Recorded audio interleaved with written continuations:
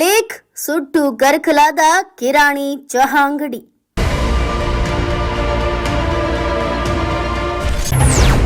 ಅಂಗಡಿಯಿಂದ ಬದುಕು ಕಟ್ಟಿಕೊಂಡಿದ್ದ ಬಡವನ ಬದುಕು ಬೆಂಕಿಗಾಹುತಿ.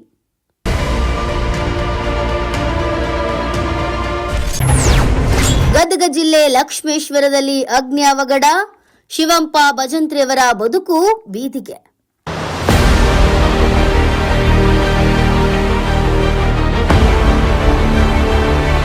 ಹೌದು, ಸಿಲಿಂಡರ್ ಲೀಕ್ ಆಗಿ ಸುಟ್ಟು ಕರಕಲಾಗಿದೆ ಕಿರಾಣಿ ಮತ್ತು ಚಹಾ ಅಂಗಡಿ.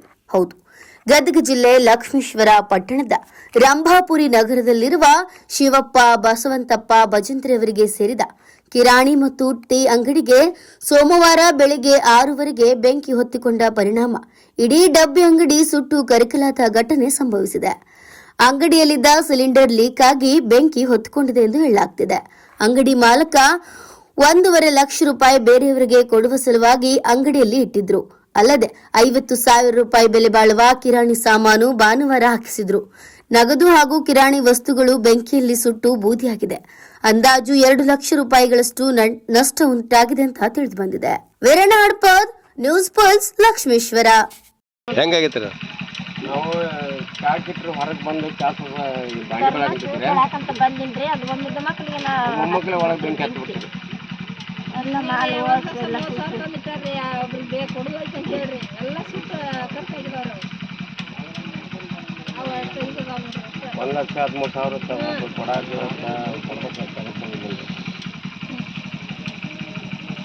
ಹಚ್ಚಿದ್ದು ರೀ. ಹಚ್ಚಿ ತಳಗೆ ಬಂದಿದ್ರಿ. ತಳಗೆ ಬಂದಾಗ ಅದು ಬೆಂಕಿ ಹತ್ತಿ ಬಿಡ್ತೀರಿ. ಆ ಬಳಿಕ ಅದೇನು ಕಂಟ್ರೋಲ್ ಆಗಲಿಲ್ಲ.